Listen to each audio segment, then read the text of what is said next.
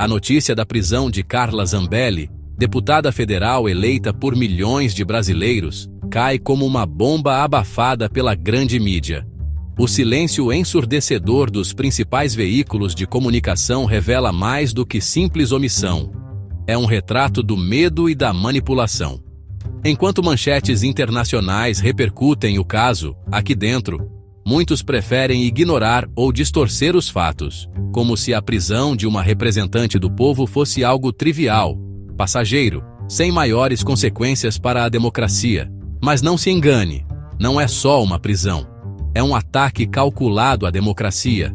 Um recado frio e direto para todos que ousam desafiar o sistema estabelecido. O objetivo é claro: intimidar, silenciar, criar um clima de medo para que ninguém mais ouse levantar a voz contra os poderosos. O que está em jogo não é apenas a liberdade de uma pessoa, mas o direito de todos nós de questionar, protestar e exigir justiça. Zambelli representa a coragem de dar voz a milhões de brasileiros esquecidos, marginalizados e frequentemente demonizados por suas opiniões. Ela se tornou símbolo de resistência, enfrentando ameaças, ataques e agora, a prisão. Sua trajetória inspira aqueles que acreditam em um Brasil mais justo, onde a pluralidade de ideias é respeitada e a liberdade de expressão não é apenas um discurso vazio. Sua prisão materializa o pesadelo do autoritarismo moderno. O devido processo virou mera formalidade, enquanto a perseguição política se torna regra. O Estado, que deveria proteger direitos, agora os viola abertamente, usando a lei como instrumento de repressão. O medo se espalha, e muitos se perguntam: quem será o próximo?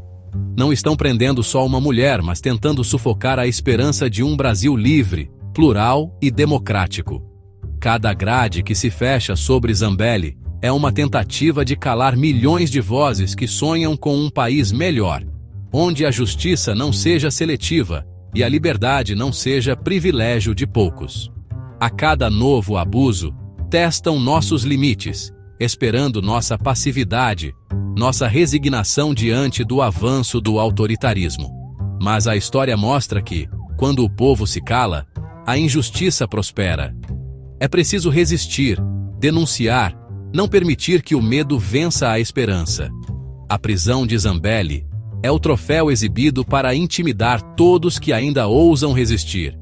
Mas também é um chamado à luta, um alerta para que não deixemos a liberdade escorrer por entre nossos dedos. O futuro do Brasil depende da coragem de cada um de nós.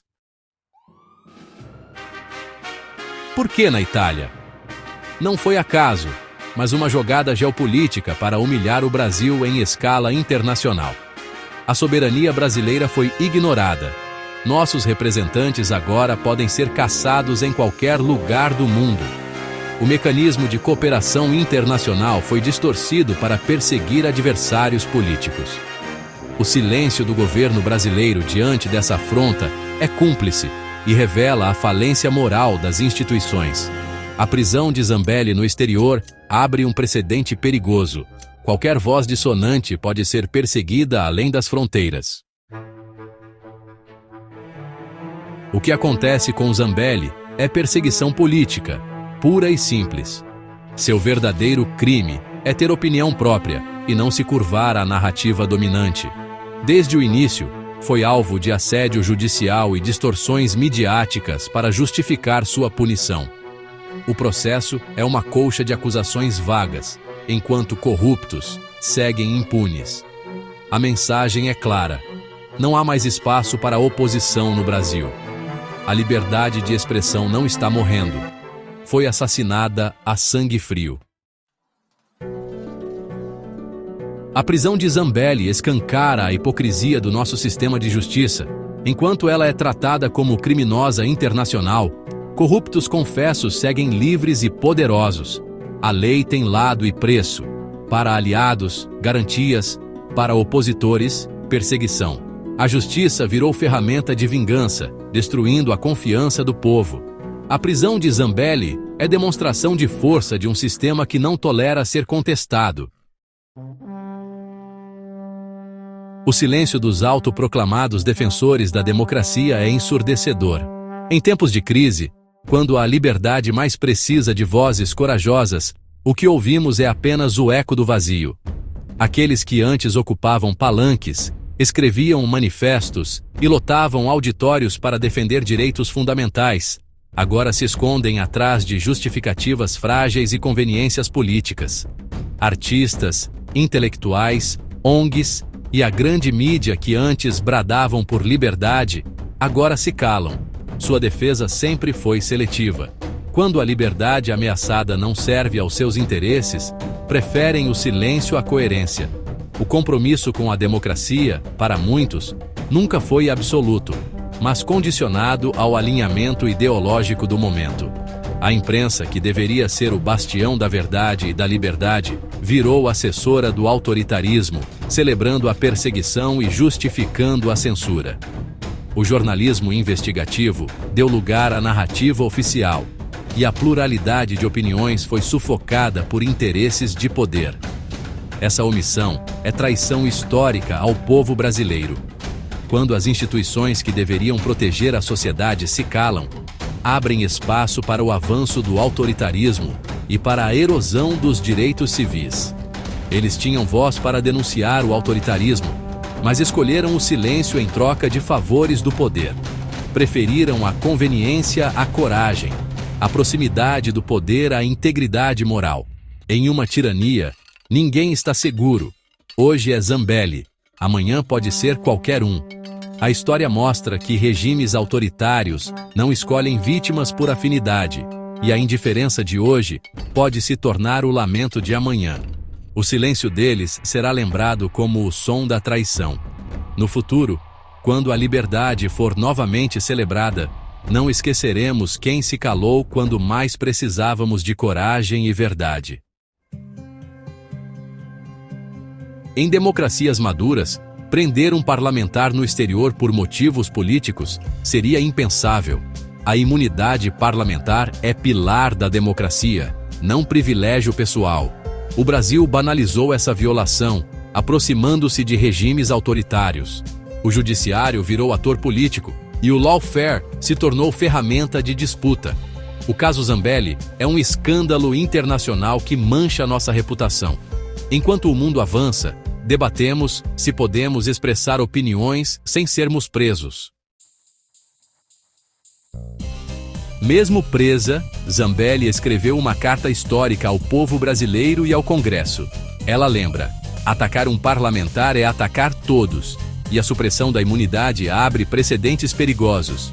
Sua mensagem é de esperança e resistência, reafirmando fé, amor à pátria e compromisso com a liberdade. Sua força inspira. Se ela não desiste, por que nós desistiríamos? Suas palavras são sementes de resistência, transformando-a em símbolo ainda mais forte. Eles queriam silenciá-la, mas a tornaram mártir da luta contra a tirania. A perseguição a Zambelli é um ataque aos pilares: fé, pátria e família. A fé em Deus é ridicularizada, o patriotismo é tratado como crime, e a família tradicional é alvo de desconstrução. Atacar Zambelli é intimidar todos que defendem esses valores. O projeto de poder da esquerda depende de demolir esses alicerces. Zambelli, como mãe e patriota, personifica essa resistência. Sua prisão é tentativa de prender o próprio patriotismo. A luta dela é a luta de cada família brasileira. A prisão de Zambelli não representa um ponto final, mas sim o início de uma nova e importante luta pela democracia e pela liberdade no Brasil. Este momento marca o despertar de uma consciência coletiva, onde cada cidadão é chamado a refletir sobre o papel que desempenha na construção do futuro do país. A indignação que sentimos diante das injustiças precisa se transformar em ação concreta. Não podemos mais ser espectadores passivos dos acontecimentos. É hora de ocuparmos as ruas, as redes sociais e todos os espaços possíveis para defender nossos valores e direitos. A participação ativa de cada um é fundamental para que a mudança aconteça de verdade. Cada brasileiro deve se perguntar, com sinceridade, o que posso fazer pela liberdade? Seja conversando com amigos e familiares, esclarecendo dúvidas ou participando de movimentos e manifestações, toda atitude conta. O futuro do Brasil depende do engajamento de pessoas comuns que não se conformam com a injustiça. Nossa voz, nossas redes sociais e nossa capacidade de organização são armas poderosas. Compartilhar informações verdadeiras, mobilizar pessoas e criar redes de apoio são atitudes que fortalecem a luta. Não subestime o impacto de uma mensagem, de um vídeo ou de uma conversa bem conduzida. A batalha pela narrativa é o primeiro passo para a vitória. Controlar a informação, combater fake news e garantir que a verdade prevaleça são tarefas essenciais. O poder da comunicação está em nossas mãos e precisamos usá-lo com responsabilidade e coragem. Não caia no desânimo diante das dificuldades. A história é feita por quem age, por quem não se deixa abater e segue em frente, mesmo quando tudo parece perdido. A esperança nasce da ação coletiva e da persistência de quem acredita em dias melhores. A liberdade é conquistada, nunca dada, e exige coragem, determinação e união. Cada passo, por menor que pareça, é importante na construção de um país mais justo e livre. Que este dia seja lembrado como o despertar do Brasil. A luta apenas começou, e juntos podemos escrever um novo capítulo na história do nosso país.